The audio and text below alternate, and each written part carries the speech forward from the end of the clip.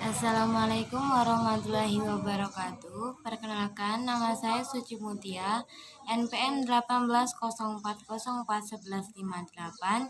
Saya dari jurusan Ekonomi Syariah kelas A semester 6. Baik, di sini saya akan membuat video dengan judul Peluang Penggunaan Uang Emas sebagai Mata Uang Global guna untuk memenuhi tugas dari mata kuliah Fiskal dan Moneter yang diampu oleh Ibu Selvia Nuryasari MEI.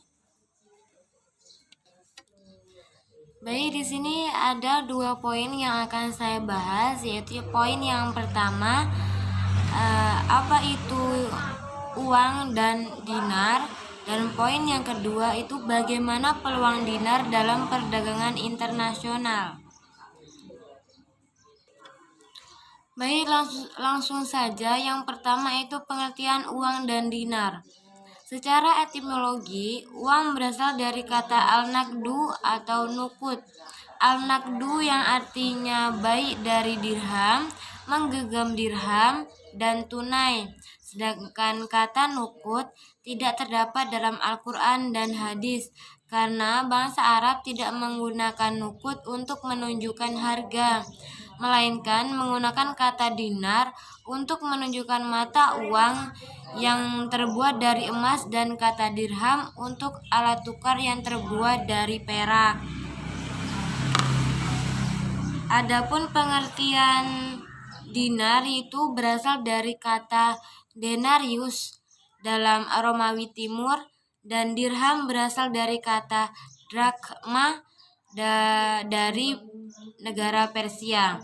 Menurut hukum Islam, dinar yang digunakan harus memenuhi standar, yaitu setara dengan 4,25 gram emas 22 karat dengan diameter 23 meter. Standar ini telah ditetapkan pada masa Rasulullah dan telah digunakan juga oleh World Islamic Trading Organization atau WITO hingga saat ini. Sedangkan uang dirham harus setara dengan 2,975 gram perak murni. Dinar dan dirham merupakan mata uang yang berfungsi sebagai alat tukar, baik sebelum adanya Islam maupun sesudah adanya Islam. Baik, poin yang kedua yaitu peluang dinar dalam perdagangan internasional. Di sini ada 3 poin yang terdapat dalam peluang dinar. Yang pertama yaitu strategi konsep dinar dalam perdagangan internasional. Ide penerapan gold dinar dalam perdagangan internasional sangat memerlukan keputusan dari politik yang tidak sederhana, karena perlu kesabaran luar biasa dalam meyakinkan berbagai pihak agar mau menerapkan konsep dinar untuk menjadi mata uang internasional, terutama di negara Muslim. Agar konsep dinar dapat menjadi mata uang internasional antara negara Muslim, maka perlu beberapa strategi yang harus disiapkan, yaitu antara lain yang pertama, negara-negara yang tergabung dalam anggota OKI harus membuat kesepakatan atau peraturan tentang pembayaran transaksi perdagangan internasionalnya, baik secara bilateral maupun multilateral dengan menggunakan mata uang dinar, agar dapat mendorong akselerasi penerapan dinar dalam perdagangan internasional. Yang kedua yaitu negara-negara yang tergabung dalam anggota OKI harus memulai dengan membuat standar ukuran umum mata uang dinar yang akan digunakan sebagai mata uang tunggal yang perlu dipenuhi dengan mengambil rata-rata persamaan dari negara-negara OKI yang mau bergabung. Yang ketiga yaitu negara-negara yang tergabung dalam anggota OKI harus menciptakan suatu lembaga yang nantinya akan mengurus dan mengelola kendali moneter yang menjadi embrio yang kelak akan menjadi bank sentral atau bank kustodian dari seluruh negara oki. Selanjutnya, setelah melalui beberapa tahapan di atas, maka para pemerintah negara oki kemudian mensosialisasikan kepada para masyarakat, khususnya para pengusaha ekspor maupun impor baik secara langsung maupun tidak langsung, agar dapat memberi pemahaman kepada masyarakat. Jika mayoritas masyarakat sudah memahami keunggulan mata uang emas ini, maka lambat laun mereka akan menggunakannya untuk keperluan praktis dan mengarah kepada praktik keseharian. Poin yang kedua dalam peluang dinar di sini yaitu implementasi penggunaan dinar dalam perdagangan internasional. Untuk menjadikan dinar sebagai mata uang global, diperlukan berbagai langkah dan strategi. Kehadiran dinar dalam sistem perdagangan moneter dunia dimaksudkan untuk menggantikan uang fiat dan menjadi alternatif bagi negara-negara berkembang untuk menghindari dominasi perekonomian negara-negara maju. Untuk menggantikan peran uang fiat dalam perekonomian, diperlukan penerapan dinar secara bertahap. Langkah demi langkah, bukan dengan perubahan secara drastis. Salah satu langkahnya yang dilakukan dalam penerapan dinar tersebut adalah dengan menjadikan dinar sebagai alat transaksi perdagangan barang dan jasa internasional, baik perdagangan bilateral maupun multilateral. Adapun beberapa hal yang harus diperhatikan dalam penerapan dinar dalam perdagangan internasional, antara lain yang pertama yaitu peran dinar dalam perdagangan. Penggunaan dinar tidak ditujukan sebagai alat yang digunakan untuk pembayaran atas transaksi perdagangan barang dan jasa luar negeri.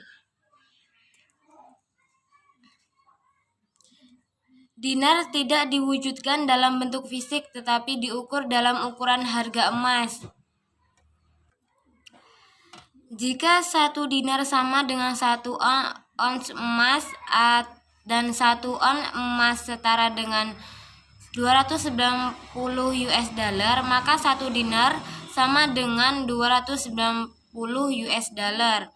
Emas tersebut bisa dihargakan dengan nilai mata uang negara lain yang ditetapkan oleh kedua negara.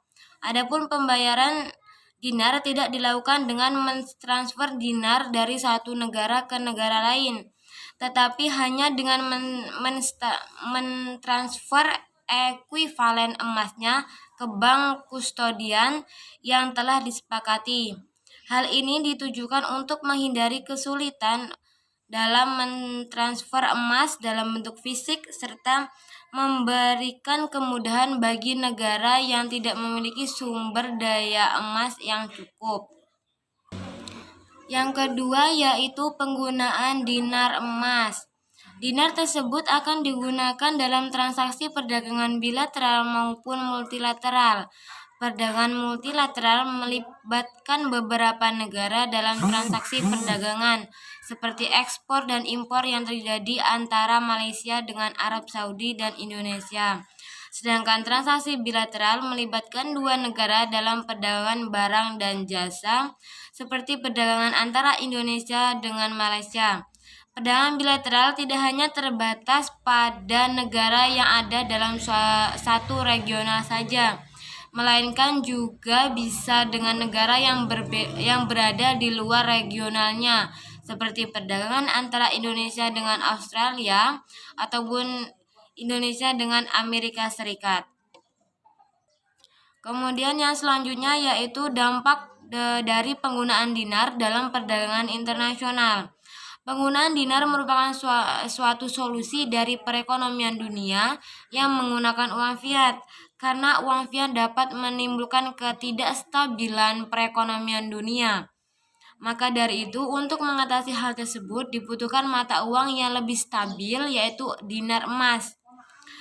Seperti pada tahun 1250 Masehi, Di negara Mesir, dinar yang dijadikan sebagai dasar moneter pernah dipengaruhi oleh penggunaan uang fulus, yaitu uang campuran dari kuningan dan tembaga. Adapun penggunaan uang fulus dan ditambah oleh kondisi perekonomian yang buruk telah menyebabkan harga yang tidak stabil.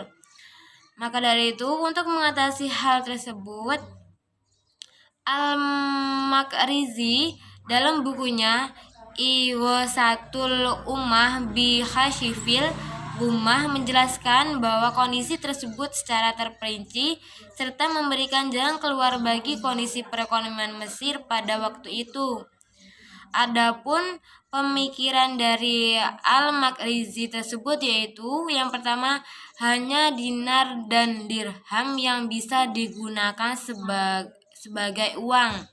Kedua, menghentikan penurunan nilai uang.